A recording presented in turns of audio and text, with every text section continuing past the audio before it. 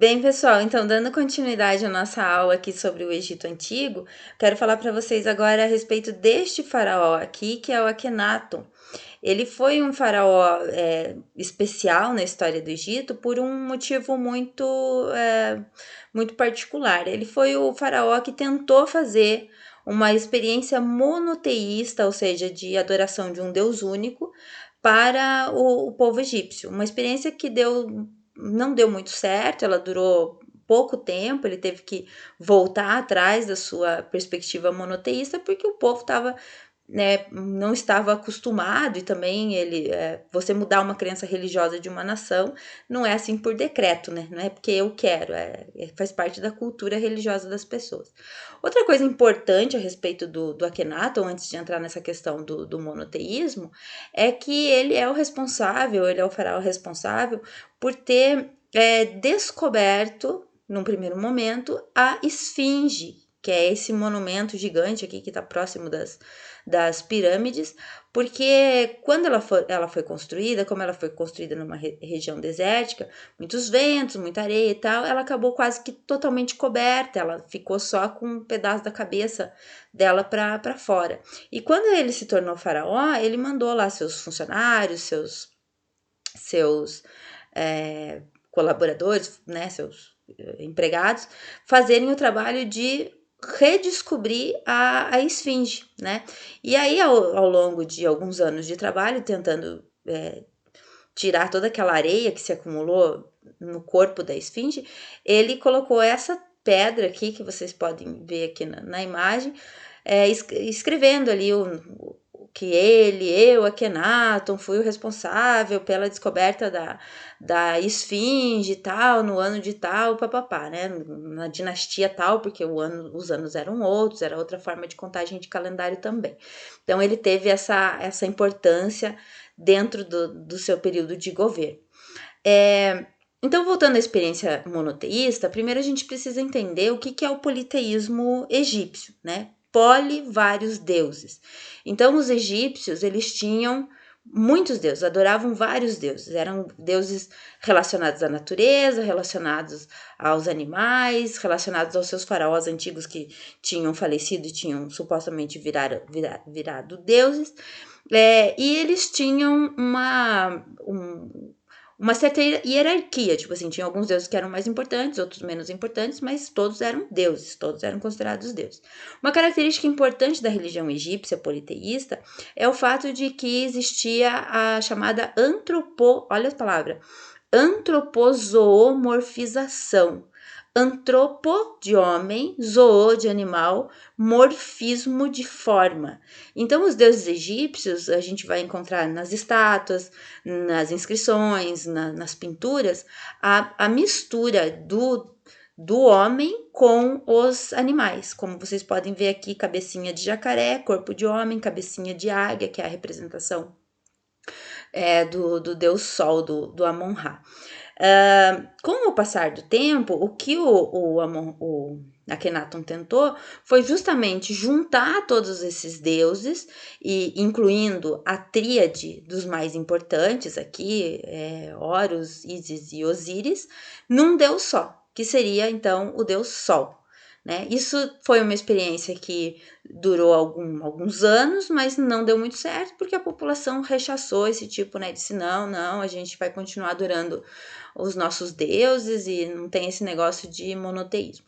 Mas uma coisa interessante que acabou ficando para a história da arte egípcia é que, ao conceber uma certa separação entre o ser humano, os humanos, né, a humanidade, e os deuses, a arte egípcia ela foi indicada a ser produzida da forma mais realista possível.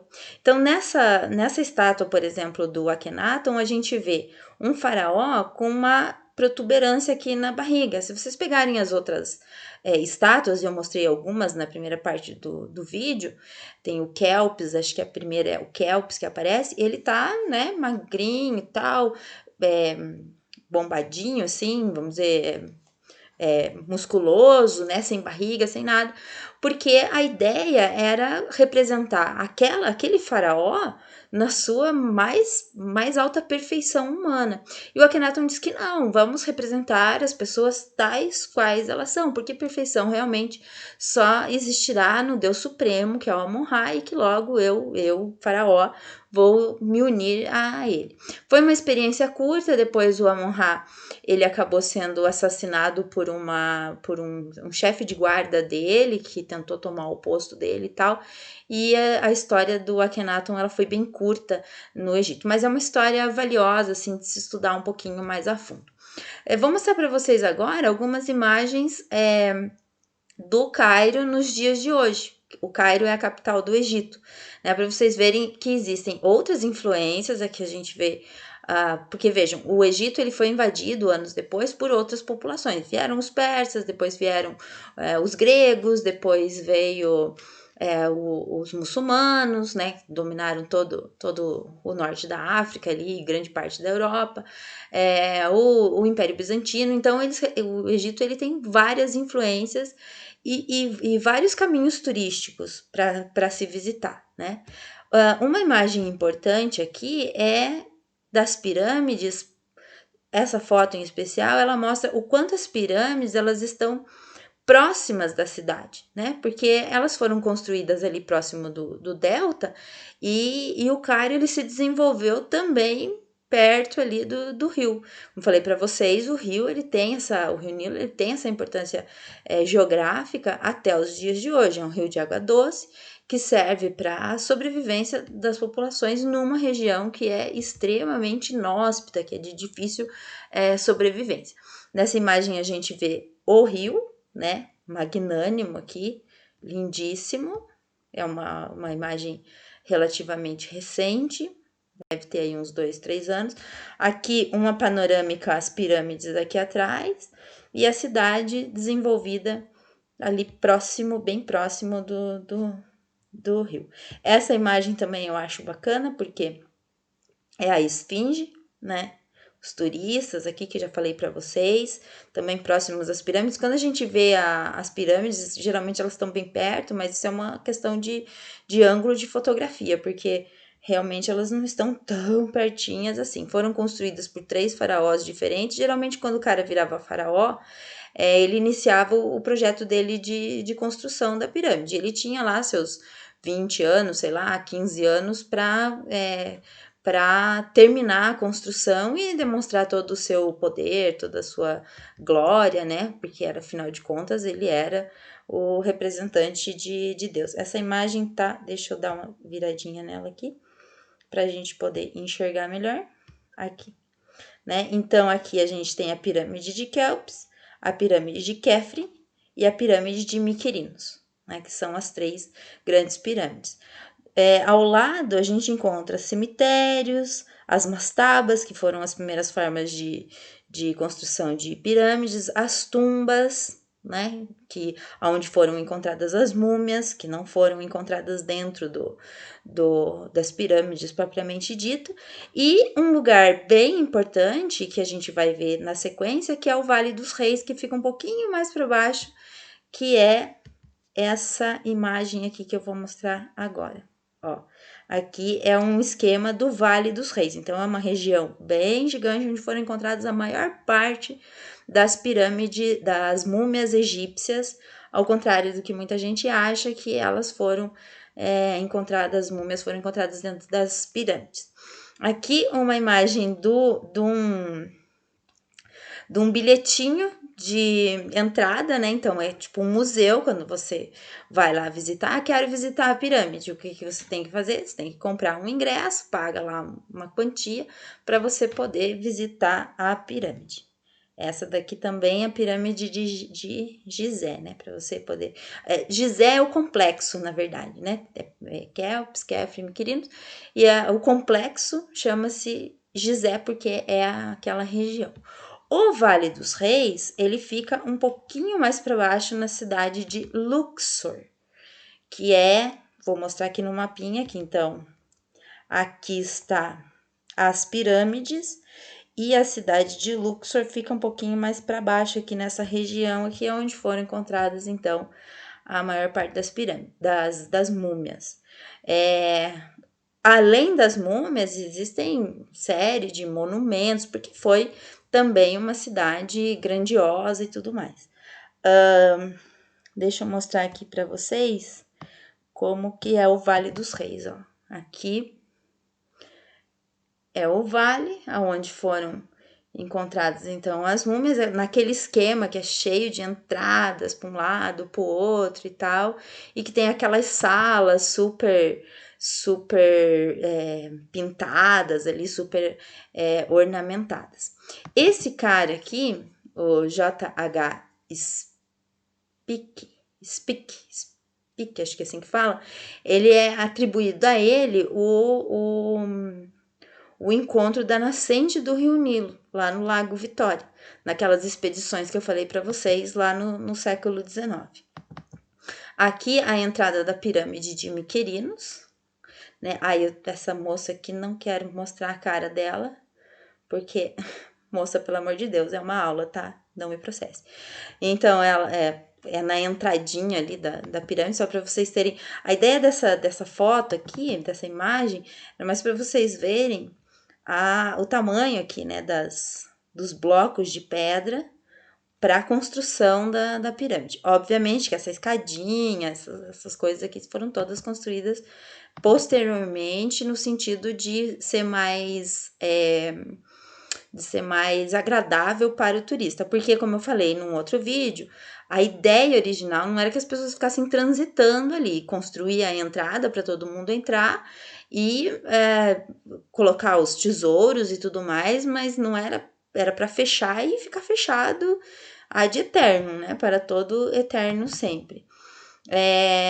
Essa imagem aqui, ó, é dentro do complexo da maior pirâmide, que é aquele esquema que eu mostrei para vocês, acho que na parte 1 ou 2 do vídeo. Tem a entrada principal, as câmaras e tal, e as câmaras, né, que são lugares, assim, são salinhas, né, e tem alguns lugares que são restritos, que o turista não pode entrar, ele não deve entrar porque é perigoso, pode haver um desabamento, pode haver algum acidente que o Museu do Cairo não vai querer se responsabilizar, né. Aqui, então, a entrada para o Vale dos Reis, a tumba dos... Eu não vou saber falar esses nomes egípcios aqui, então não vou nem tentar. É dentro do Vale dos Reis, já observem que já está bem mais ornamentado. Finalizando, moçada, não sei se eu já comentei, a respeito do Museu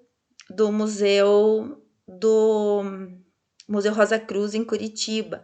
Então, essa é uma das poucas fotos que eu consegui encontrar na internet. Observem que essa múmia tá bem, a Tutmeia, ela tá bem judiadinha, né? Coitadinha dela, porque ela passou por uma série de testes. E quando ela chegou aqui no Brasil, pasmem, né? Ela veio de navio. Ela veio de navio e tal, e aí quando ela chegou aqui, foram pegar na múmia, derrubaram a múmia, daí cataram os pedaços da múmia. Então, tipo, ela, coitadinha, já sofreu alguns acidentes históricos, assim, ao longo da sua vida de múmia. Então, é uma coisa que, né, mas tá lá no Museu de Curitiba, vocês podem visitar, não dá para tirar fotos, essas fotos eu consegui na internet, assim, por um acaso, né? Embora eu já tenha ido no museu, eu nunca consegui tirar uma foto assim para arquivo pessoal, né? Então ela tá bem coitadinha, né? Mas e foi dado esse nome a ela de Tutmeia porque ela foi encontrada ao lado da múmia do Tutankhamon, né? Enfim, então algumas imagens de múmia, espero que vocês tenham gostado, visitem o Egito quando vocês puderem, é um país que é muito receptivo ao visitante, ao turista, vive em grande parte do turismo, né? Olha essa imagem aqui para finalizar do Nilo, é uma foto via satélite, então assim, são compostas por cidades grandes, essa iluminação toda é a iluminação da cidade. Pra vocês observarem como o Rio Nilo ainda é um lugar onde as pessoas buscam para poder ter a sua sobrevivência ali, desenvolver suas civilizações modernas e tudo mais, tá bom? Então, espero que vocês tenham gostado, que assistam as outras aulas, que comentem, compartilhem com os amigos, estudem, procurem outros sites e outros lugares sobre o Egito, que é muito interessante. Beleza?